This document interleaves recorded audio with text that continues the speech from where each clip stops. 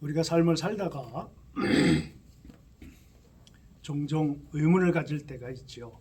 예를 들어서 나는 지금 이걸 왜 하고 있지? 이렇게 살아도 되는 건가? 뭐 이런 어떤 근본적인 질문들을 할 때가 있습니다. 거의 수천 년, 몇천 년 동안에 사람들의 생각이 어떻게 달라져 왔는가를 생각해 보면 근대 철학자들이 하는 얘기 중에 하나가 근 2000년 철학사의 기저에 깔리는 기본적인 정신이 있답니다. 그것이 회의주의랍니다. 근 2000년 동안의 그 철학의 근 바탕에는 회의주의가 바탕이 되어 왔는데 이것이 언제부터 자리를 잡았는가? 사람들의 마음속에 허무주의, 회의주의가 잡히게 됐는가? 그것이 20세기 들어서부터 그렇게 되었다고 합니다. 1, 2차 세계대전을 겪으면서 사람들은 극단적인, 정말 처절하게 극단적인 허무주의와 회의주의에 빠집니다. 17세기, 18세기를 이으면서 산업혁명이 성공을 합니다. 자본이 넘쳐나고요.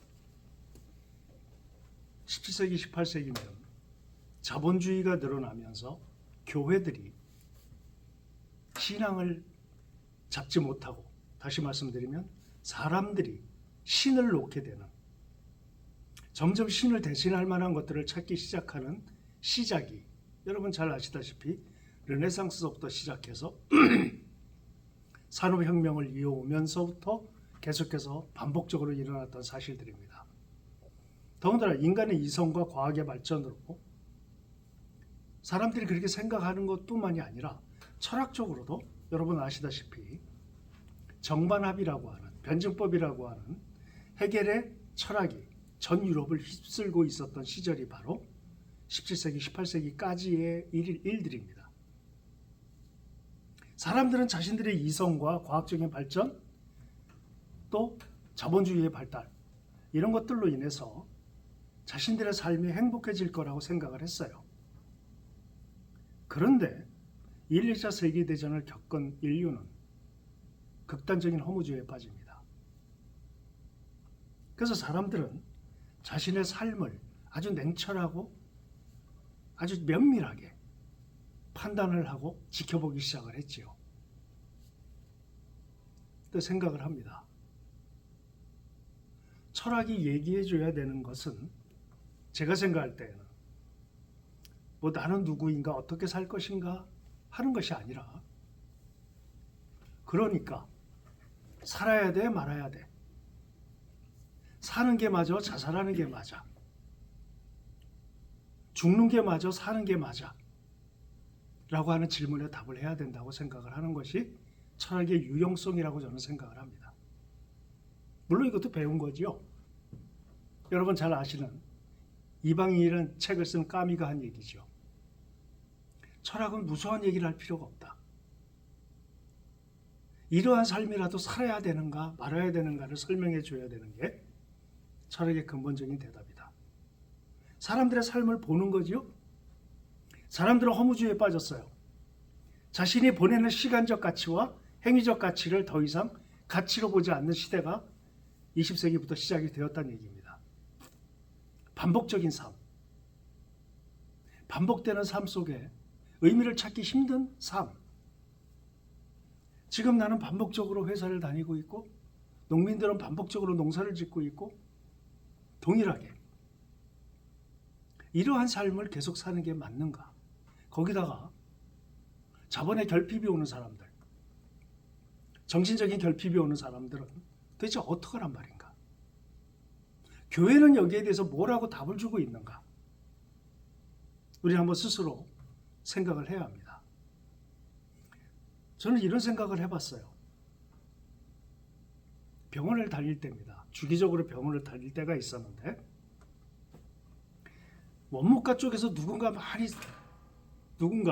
원목가 쪽에서 아주 시끄럽게 싸우는 소리가 들렸어요.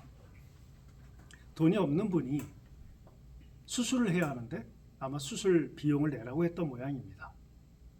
근데 당장 수술을 해야 하는데 돈이 없으니 싸우는 겁니다.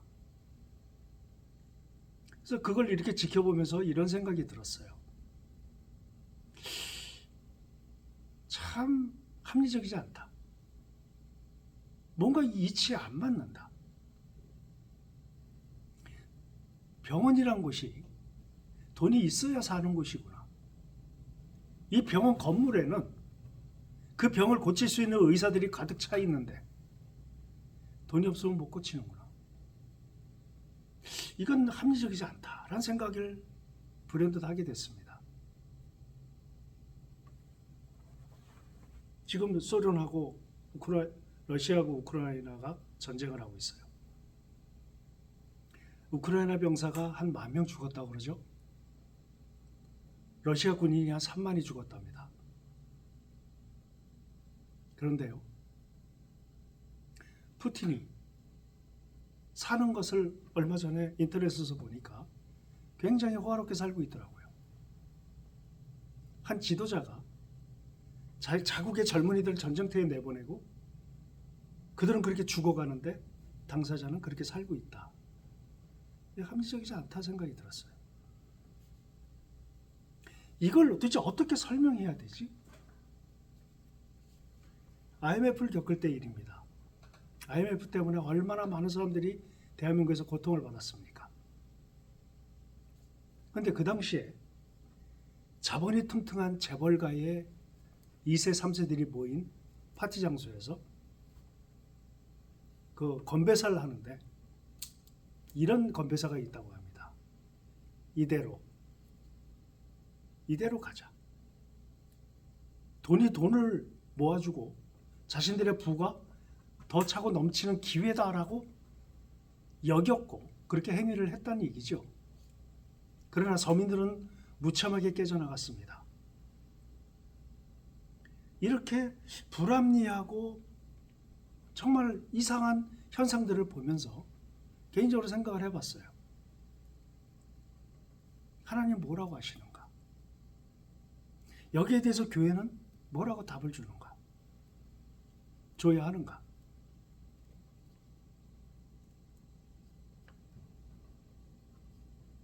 세상은 우리가 생각할 때 설명되지 않는 여러 가지 현상과 모양들이 속출하고 있습니다. 과연 우리 철학자들은 뭐라고 답을 했으며 우리 기독교인들은 뭐라고 답을 해야 하며 특히 교회는 이 부분을 어떻게 설명해야 하는가?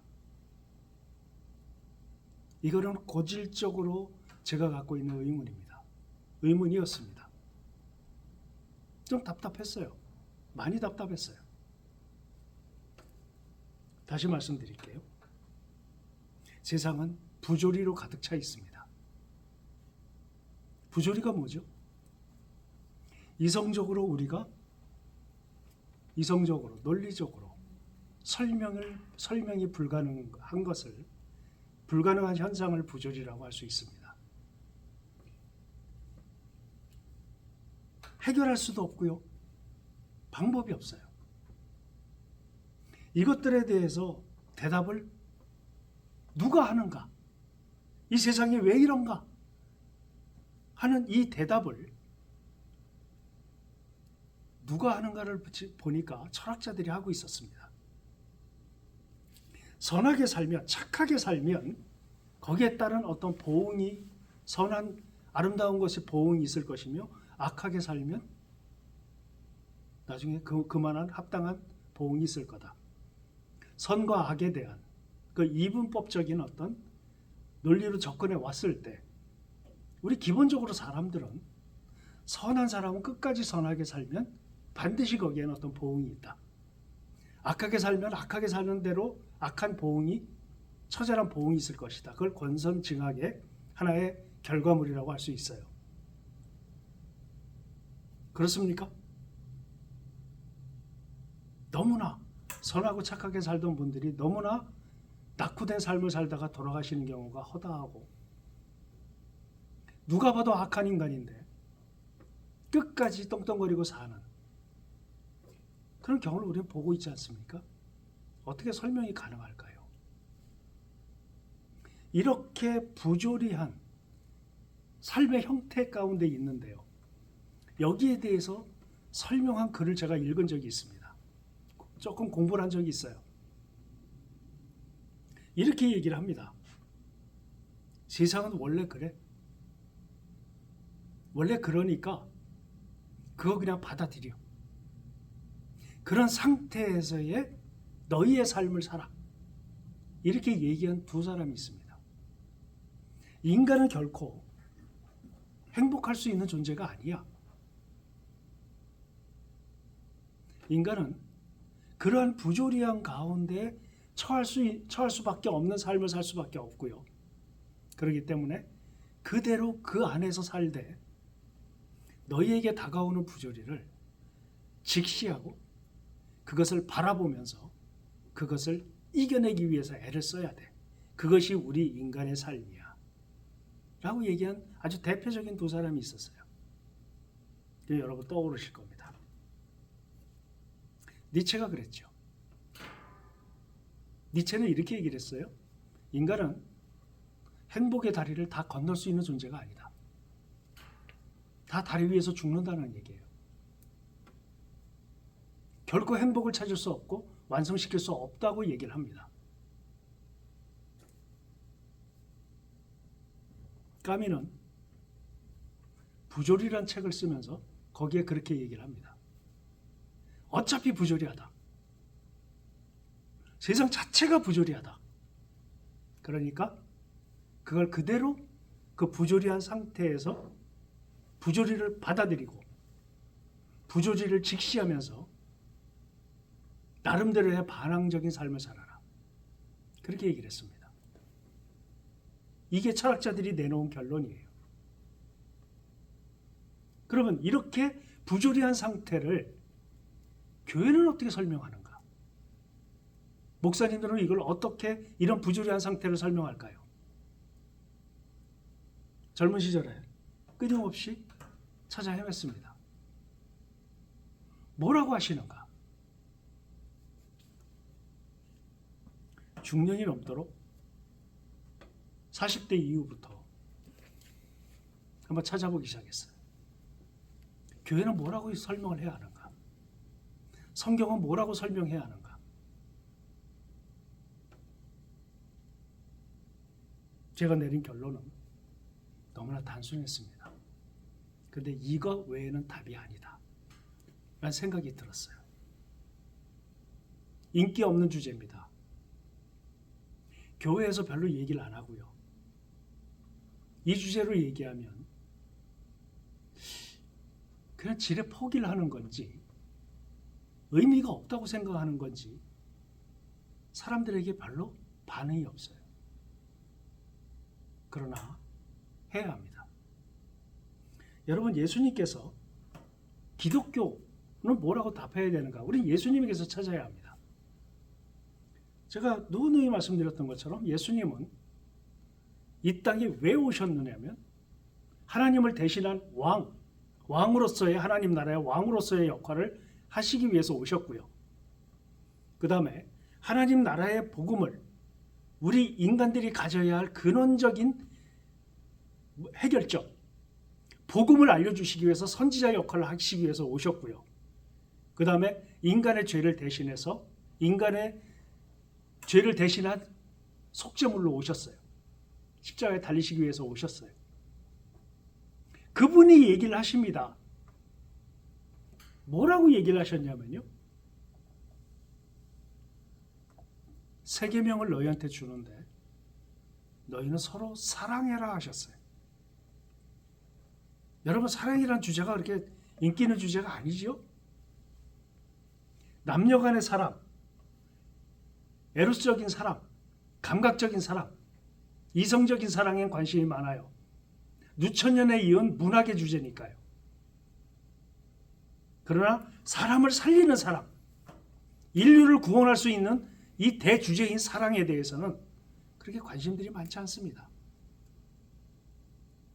그래서 하나님이 다시 한번 말씀드리는데요. 하나님 자체를 설명할 때 하나님은 토탈이 사랑이시라고 명명되시는 분이에요. 하나님은 사랑이시라. 하나님이 사랑이시라면 모든 문제의 답은 사랑입니다. 모든 문제의 해결은 사랑이에요. 예수님이 보여주신 그 솔루션도 사랑입니다. 사랑으로밖에는 설명이 안 됩니다. 니체가 그랬죠. 신은 죽었다고. 그래서 기독교인들은 니체를 싫어합니다. 그래서 제가 예수님을 믿고 얼마 안 됐을 때 대학부에서는 철학책 읽지 마라, 심리학책 읽지 마라 그랬어요. 근데 이 조금 반항심리가 있어서 그런지 모르겠는데 왜? 라는 생각을 했습니다. 니체 나쁘대요. 신은 죽었다고 얘기했으니까. 근데 마음속에서 이런 생각이 들었어요. 왜 나쁜지 한번 알아보자. 역시 니체는 신이 죽었잖아요. 누구도 삶에 대해서 설명할 존재가 없습니다. 신이 없어졌으니까. 그러니까 인간이 찾아야 돼요. 그런데 철학이 생긴 이래로 지금까지 그 누구도 단 한 사람도 자신의 말이 진리라고 얘기한 사람이 없습니다. 철학이란 답을 주는 학문이 아니라 답을 찾아가는 학문이라고 꽁무니를 한 걸음 뒤로 빼는 해석들을 많이 봤어요. 철학이 답을 줄 수는 없습니다. 근데 왜 줄 수 없는가에 대해서는 우리가 조금은 공부를 해봐야 돼요. 니체가 인간들의 근원적 문제를 해결하는 하나의 화두로 내놓은 것이 위버맨시입니다. 우리는 그걸 초인이라고 많이 해석들을 하는데요. 위버맨시, 영어로 얘기하면 오버먼입니다. 인간을 뛰어넘는 상태. 그래서 요즘에는 초인이라는 얘기를 안 쓰더라고요. 인간을 극복하는 인간. 다시 말하면 지금의 나를 극복하는 인간. 쉽게 말하면 그거예요. 네가 해라는 얘기입니다. 네가 해라. 그런데 니체가 다른 철학자들하고 좀 다른 면이 있다면 제가 느꼈을 때 이런 얘기를 합니다. 니체가 얘기한 영혼회귀라는 책에서 보니까 너의 삶이 지금 굉장히 고난이 있고 힘들고 어렵고 그런 상태에 있더라도 결국 그것이 반복되는 것이다. 결국은 현재도 없고 미래도 없고 과거도 없기 때문에 시간적 개념이 무의미하기 때문에 지금의 내가 영원히 반복된다는 것이에요. 그런데 그것은 니체가 자기의 영혼 회귀 사상을 설명하는 것이 아니라 결론적으로 이거였습니다. 너의 지금의 삶을 영원히 반복된다고 가정했을 때 지금의 고통스럽다면 얼마나 너의 삶이 지옥이겠냐. 그렇기 때문에 그 지옥된 삶을 이라고 할지라도 그냥 받아들이고 그것을 극복하기 위해서 살아가는 내가 지금 내 삶이 영원히 반복된다고 그런 생각을 가진 상태에서도 너는 위버맨시가 돼야 한다. 오죽했으면 동양의 부처고 서양의 니체라고 합니까? 윤회 사상하고 비슷해요. 그러나 좀 다릅니다. 여기서 그거 얘기하자는 시간이 아니고 뭘 얘기하려고 했냐면 니체는 결국은 인간이 해야 한다. 네가 극복해내야 한다. 운명이 너에게 오는데 그 운명을 사랑하라는 뜻이 아니라 그 운명이 오는 것을 거부하거나 운명을 부정하지 말고 운명을 받아들이는 상태에서 그것을 극복하기 위해서 너는 그 운명을 사랑해야 한다. 우리 요즘에 유명하지 않습니까? 아모르 파티. 그래야 될까요? 니체는 초인의 네가 해라. 삶을 이렇게 해결해라. 라고 하는 그 해결점으로 얘기한 게 위버맨시인데 위버맨시가 되기 위해서는 3단계를 거쳐야 한다고 얘기를 했습니다. 자라투스트라는 이렇게 말했다 해서 첫 번째는 낙타가 되어야 한다고 했어요.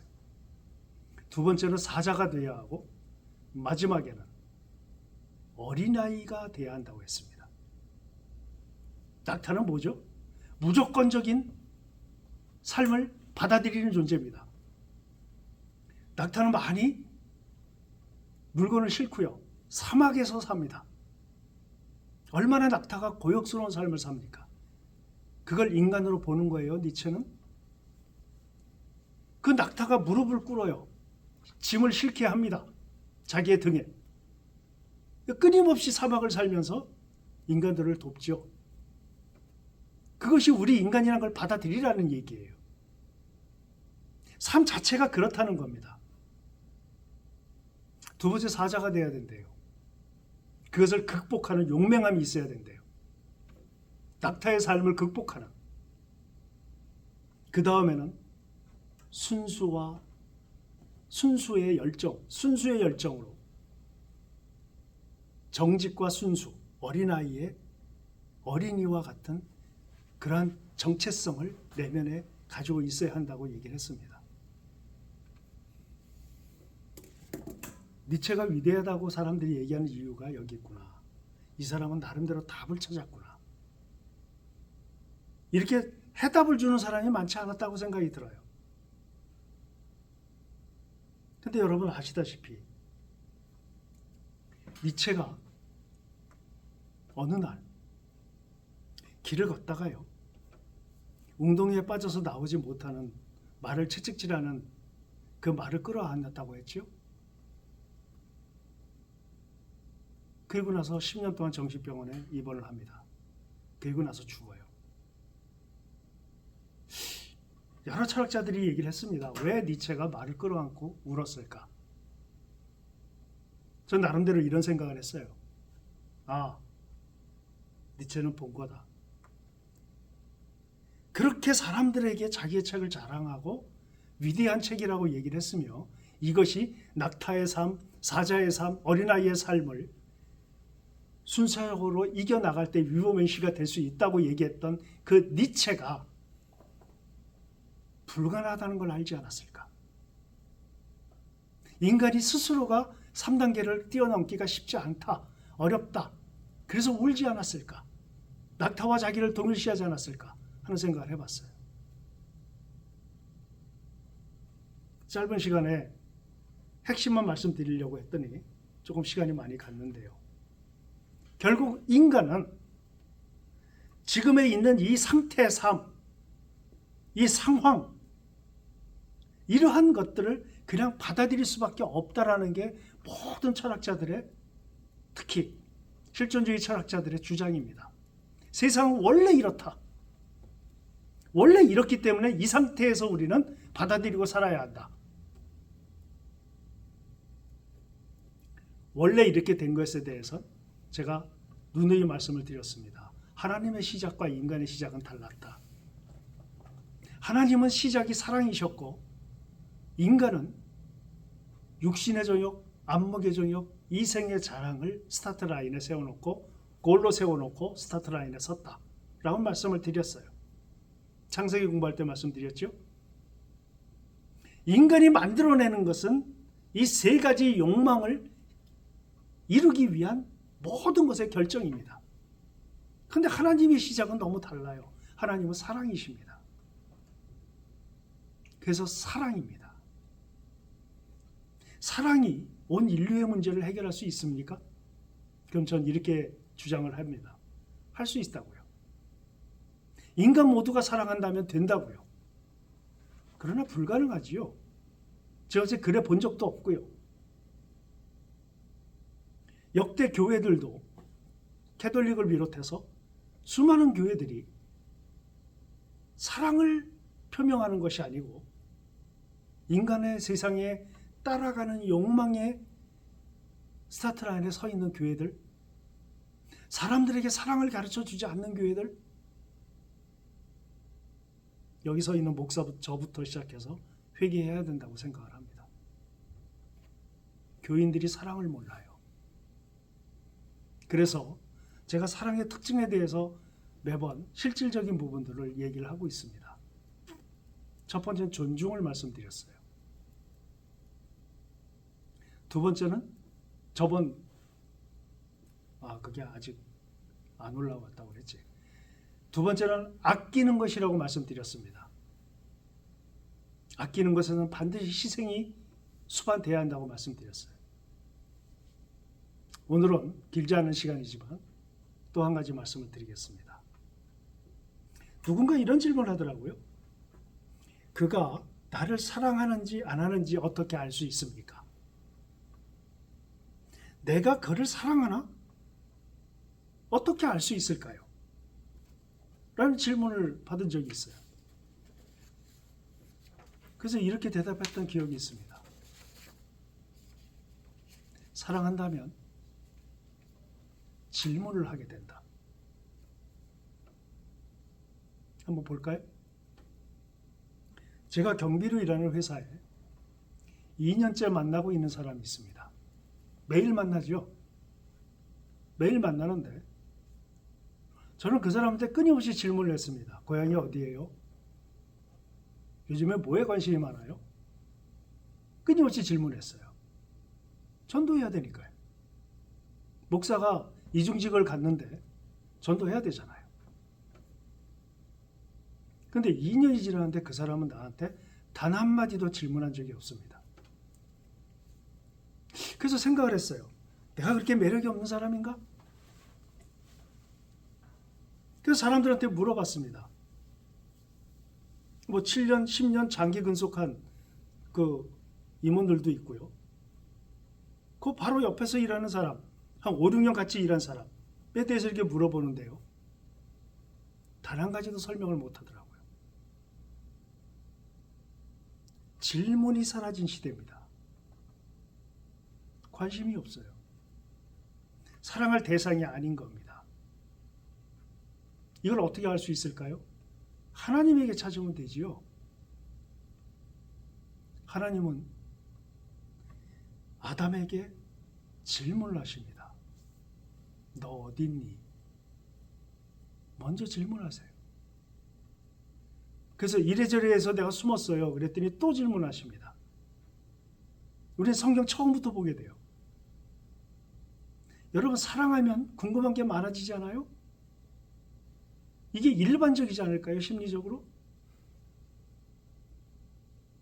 하나님은 또 질문하십니다. 죽고 싶다. 이제는 내가 살 길이 없구나. 아주 급격한 우울증에 빠진 엘리야를 찾아가셔서 너 왜 여기서 이러고 있니? 라고 질문하십니다. 하나님은 질문하시는 하나님이에요. 왜 질문하실까요? 제가 이런 걸 목격한 적이 있습니다. 제가 지금 다니는 회사에 한 친구가 찾아와서 이런 얘기를 해요. 그 사람은 나한테 사정도 묻지 않고 내 사정도 묻지 않고 무조건 나한테 화부터 내요. 근데 자기 동기 누구는요 꼭 사정을 물어요. 너 왜 지각했어? 그런 사정을 듣고 이해하기 위한 질문이었어요. 제가 볼 때에는. 근데 질문조차 안 합니다. 이런 확. 너 맨날 그렇게 지각할 거야? 그러려면 너 나가. 질문을 한다는 것은요. 하나님께서 질문하신 이유는 존중하시기 때문입니다. 그리고 아끼시기 때문이에요. 그런 발로가 질문이 나오는 겁니다. 미리 내가 판단하지 않아요. 하나님은 모든 걸 아시는 분입니다. 판단하셔도 되는 분이에요. 그런데 그분의 나오는 반응은 질문이셨어요. 여러분, 사람을 창조해 놓고요. 내 피조물에게 나를 거부할 수 있는 권한까지 그의 주체성과 유닉성을 인정하신 인격체로서의 한 존재로서 인정해 주신 그 사람이라는 존재가 당신을 거부한 사건이 일어납니다. 그럼에도 불구하고 하나님은 질문하세요.